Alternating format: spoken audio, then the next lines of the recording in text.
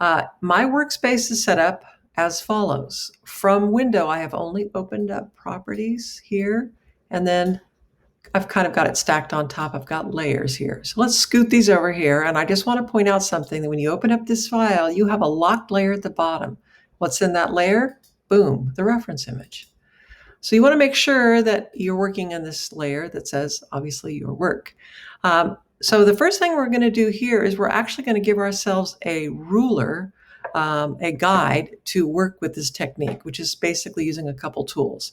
So what you need to do is from view, you need to, I've got it showing already, but if you don't, you need to go to view, rulers, and you want to show rulers. And then there's this, what did it do? It didn't show up. Rulers, show rulers. There we go. Okay, so once it's there, all you need to do is take your mouse and just hold it down when you're in that ruler zone, and then you can pull out, and it lets you pull out this guide. And we're going to just take it right kind of at the midpoint of Angela Bassett's face. I'm going to go up a little bit so you can see this a little bit more. Okay, so we've got a ruler right in the middle of her face. Now, I guess I'll go down a little bit. I've given you a sample of a stroke that I think is a good stroke to use for this technique, and I'm going to explain why. If you wake this up with your selection tool, you're going to see that this has no fill. So whatever color you use, make sure you don't put a fill in it. And I've got a 5-point stroke. And then actually, let's click on it. I'm going to set this, when I click on the word stroke, it defaults to a flat, or it's called a butt cap. I'm going to make this a round cap. And this is just because it's going to make sense down the road. Okay, so once you wake this up and deselect it, let me quit my messages here. It doesn't interrupt my email.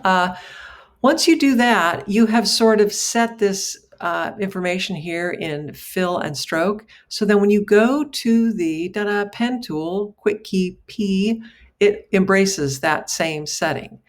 And then what you're going to do now, and I'm going to enlarge this a little bit. Here's what you're going to do. You're going to stop your work here, or stop and start here. So I'm going to click once.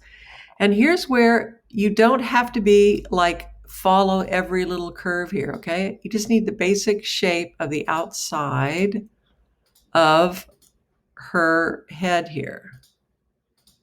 Amazing cheekbones here, really. Okay, and I'm going to get down here, and I'm going to, when I get to this thing, when I want to quiet this tool down, hold down Command or Control in a PC, and that changes that pen tool to just the selection tool, and keep holding down your key and deselect. So here's what you need to do. As you build this, you need to be aware that when you are working with the tool again, it's going to wake this tool up again. Let me just show you how this works. So now that I've got this, I'm going to go over here with the same tool, and I'm going to just kind of here to there, holding down Command or Control. I'm going to quiet down that thing. And now I'm going to go up a little bit larger here, and I'm going to do the eyebrow here. Hold down Command and Control so I can quiet down that. And then maybe I might even go down slightly on my stroke here for the eye. And you can see I'm not being like super precise, because what this is doing is you're creating a stylized illustration, right? It's not like every little shape and twist. This is a stylized illustration. So if I wake up that other size stroke and then deselect it, that puts back that setting. So when I get to my pen tool, it's back at 5 points. I just want to point that out. That's kind of, go to here, there. When I get to that center point, once I hit that, I'm going to hold down Command or Control, and then I'm going to then make the mouth. And so before, I'm not going to do a huge long tutorial on how I'm doing this. I just want to basically let you know that you've got to stop at this center point. And then maybe I'm going to wake up this piece of stroke, because that gets me back to the 2 point. And then when I deselect it and get back to my pen, it's going to remember that. Now, if you touch it around here, I think it's going to return to its, no, I guess it's still, there it is. Okay. That did work. And then hold down the Command and Control and stop. Okay, so now let's go down and see what we've done here.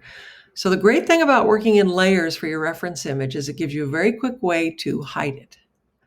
So now we've got this. I think maybe one more thing I might do before I do this next phase is I'm going to get that pen tool back and I'm going to maybe take it to here. And again, you've got to stop at that center point, hold down Command or Control. I think I'm going to do another one. And again, it's not like maybe I could just, for the heck of it, I'll do this right here, holding down Command or Control, because if you don't do that, let's see what happens. This is like a wild tool that just keeps wanting to just, ugh. So I just like to hold down Command or Control and then click anywhere in the desktop. Okay, so now this is where the cool thing happens is I'm going to hide this layer and I'm going to get here and I'm going to get to my selection tool. Oops, I didn't want to lock that. And then I'm going to sweep over all this that I made and I'm going to group it, okay? And then I'm going to do Command or Control C, Command or Control F. And what that did is that copied exactly what I built and stacked it right on top. And then here's what you want to do is I want to flip it. Before I flip it, I want to set the hinge over here. If I just let it default, it's going to flip it and stack it right on top. See if I did this. I don't want that. So Command Z. I want that hinge to be on this side. So then when I do this,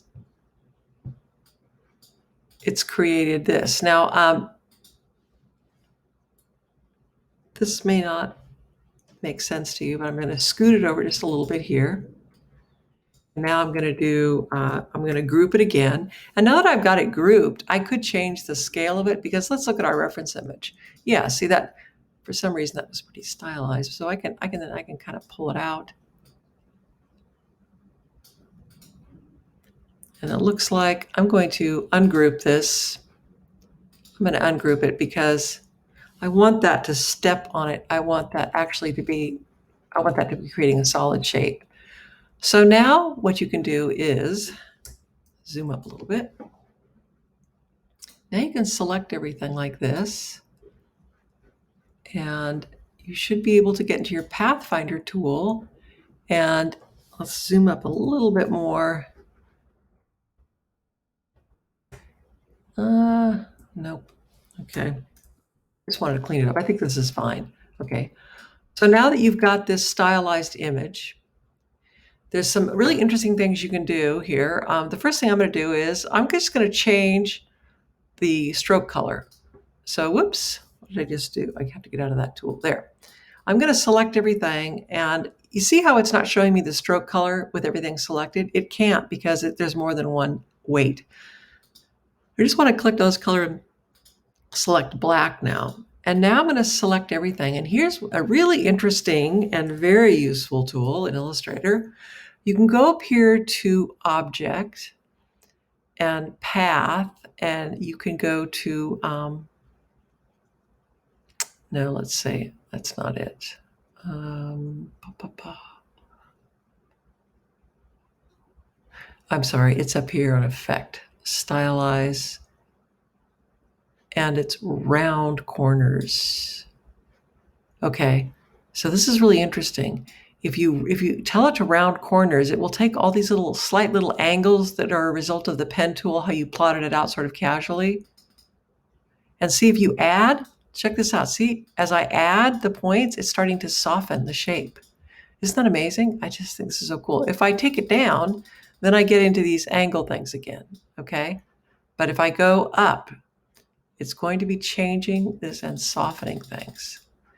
So then I go okay, and now I've got this artwork, but here's where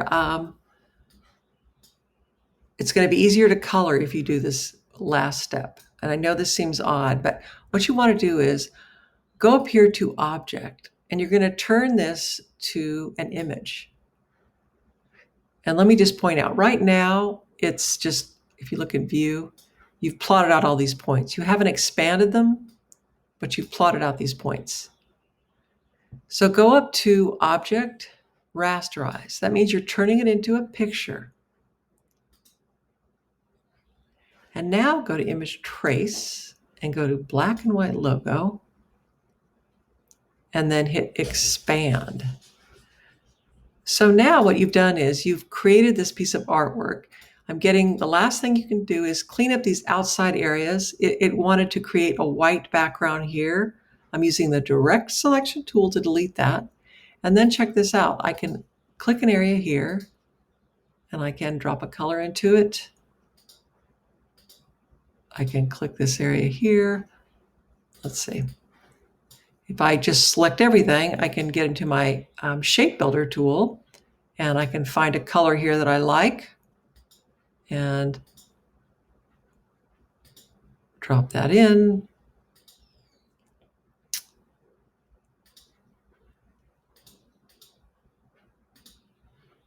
There's lots of ways that you can apply color to it, but I just did want to point out that as a basic tutorial, this can be a really great way to create a stylized image. So have fun and experiment, and just know that, and let me just close up really quickly here. If you'll notice here, there was a little gap here, which meant that when I went to color it, it did not separate this shape in the hairline from this shape. So that's just a little heads up.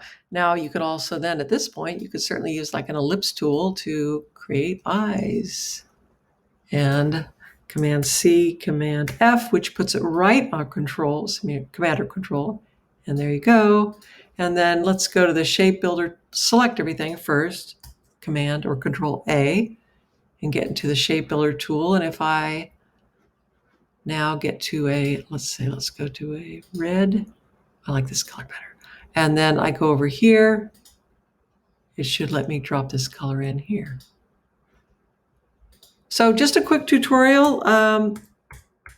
You can use this image that I have and go through this technique, and then do it a couple times so you get these skills kind of under your fingertips, so to speak, so you can use them for your own work going forward.